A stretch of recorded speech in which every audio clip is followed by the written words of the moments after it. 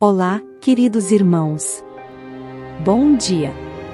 A paz de nosso Senhor Jesus Cristo. Hoje falaremos sobre Jesus e a mulher adúltera que se encontra no livro de João. Mas antes, dê o like, inscreva-se no canal e ative o sininho para receber as notificações. Compartilhe também com mais pessoas para que sejam edificadas. Agora vamos à mensagem do dia.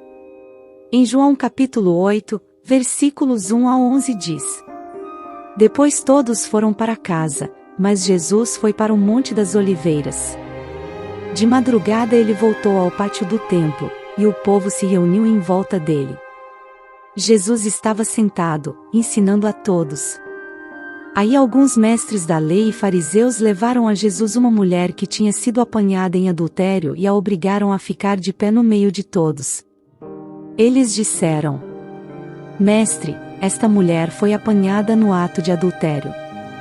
De acordo com a lei que Moisés nos deu, as mulheres adúlteras devem ser mortas a pedradas.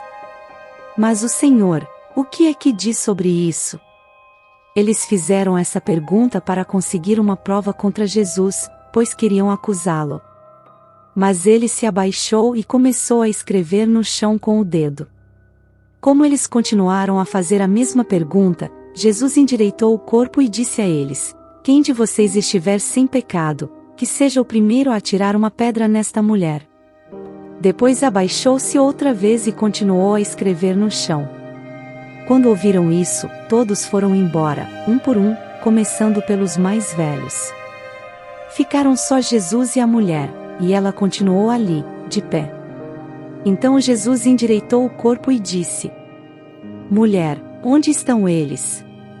Não ficou ninguém para condenar você? Ninguém, Senhor. Respondeu ela. Jesus disse: Pois eu também não condeno você.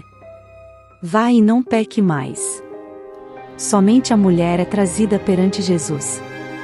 Você já se perguntou o porquê? O machismo não é algo dos dias atuais, muito pelo contrário. Antigamente as mulheres eram tratadas como objetos e poderiam ser descartadas por qualquer motivo. Os fariseus agiram de forma hipócrita e machista, mas tinham o intuito de testar Jesus. A lei exigia que o casal adúltero fosse apanhado e apresentado. Segundo a Bíblia, no Velho Testamento, ambos deveriam ser mortos. Em Levítico 20, versículo 10 diz: Também o homem que adulterar com a mulher de outro, havendo adulterado com a mulher do seu próximo, certamente morrerá o adúltero e a adúltera. A Bíblia condenava ambos e não apenas a mulher. Então cadê o homem que estava em adultério com aquela mulher? Eles não o trouxeram, pois o intuito era condenar Jesus, eles procuravam qualquer brecha para acusá-lo. A mulher naquele contexto e cultura, não tinha o menor valor. Elas pertenciam a seus maridos e filhos. Eram subjugadas, consideradas incapazes para executar atividades sérias, não frequentavam ao templo. Elas não passavam de posse de seus pais, para o marido e filhos. Resumindo, elas eram inferiorizadas. O machismo não é uma prática de hoje, muito pelo contrário, as mulheres de antigamente sofriam muito mais. Elas não passavam de objetos. Se fosse casada e seu marido morresse, seu filho que teria voz sobre ela. A mulher não tinha voz ativa para nada. Então o machismo e a hipocrisia dos fariseus era totalmente notória. Jesus percebeu a intenção deles. Para eles matá-la seria até motivo de satisfação, pois a consideravam descartável. As mulheres daquela época tinham um medo absurdo de serem repudiadas. Pois naquela cultura era como ser jogada ao vento. Quem casaria com uma mulher repudiada? Então muitas suportavam casamentos horríveis, para não serem repudiadas. Enfim, não sabemos por qual motivo, mas ela adulterou. E para ajudar foi pega no ato do adultério. O que aprendemos é que independente do nosso pecado, ele não ficará encoberto, muito pelo contrário, ele será exposto. Aquela mulher foi apanhada no ato do adultério, então não sabemos se estava com poucas roupas, ou se estava descabelada, mas sabemos que foi exposta. Satanás é o acusador, ele fica sempre à espreita, aguardando que pequemos, para nos condenar diante de Deus. Os fariseus agiram da mesma forma, acusando a mulher de seu pecado. Diante da palavra de Deus, sabemos o que é o pecado e precisamos evitá-lo ao máximo. Precisamos nos resguardar daquilo que nos causa tentação. Para alguns será a bebida, outros as drogas, outros a prostituição ou adultério, outros roubos e furtos, outros agressões e assassinatos, vaidades e orgulho, enfim, cada um deve se policiar e fugir das suas vontades e desejos. Os fariseus estavam como acusadores, queriam incriminá-la a qualquer custo. Jesus disse-lhes: aquele que de entre vós está sem pecado seja o primeiro que atire pedra contra ela. Temos que ser cautelosos, pois agimos da mesma forma, julgamos e condenamos as pessoas, exatamente porque cometemos pecados diferentes.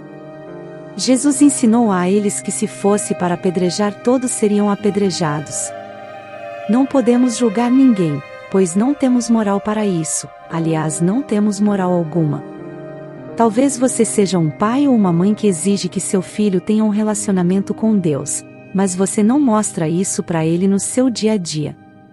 Talvez seja uma esposa que cobre seu marido sobre algo que não oferece a ele. Talvez você seja um empresário, ou diretor e cobra de seus funcionários comprometimento e disciplina, mas você não cumpre nenhuma dessas exigências. Entende como é complicado julgar as pessoas? Quando ouviram Jesus falar sobre quem está sem pecado, atire a primeira pedra, todos se calaram. Afinal, quem não tem pecados, não é mesmo? E um a um saíram daquele local. Eles tiveram consciência e se examinaram e viram que pecaram, inclusive naquele dia. Como poderiam condenar alguém? Deus usará nossa consciência para nos mostrar que erramos, para sabermos o que é certo e errado. Jesus quer nos trazer a consciência do pecado e a gravidade deles. Cabe a nós avaliarmos e nos voltarmos para Ele. Faça essa análise o mais rápido possível para que seu pecado não seja exposto. No final, restou apenas Jesus e a mulher. E Jesus disse: mulher, onde estão aqueles teus acusadores? Ninguém te condenou?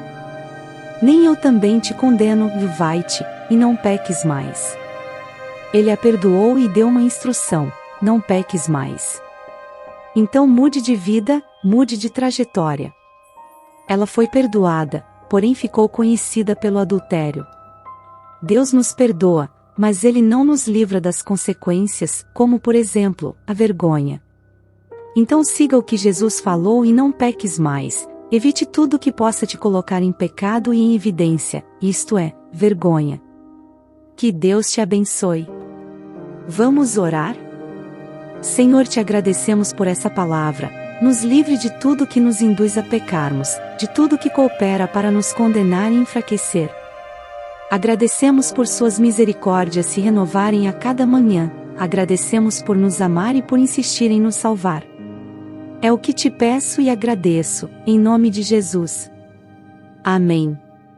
Se você gostou dessa mensagem, compartilhe com mais pessoas para que sejam edificadas e abençoadas. Dê o like, inscreva-se no canal e ative o sininho para receber as notificações. Muito obrigada. Deus te abençoe e até amanhã às 7 horas.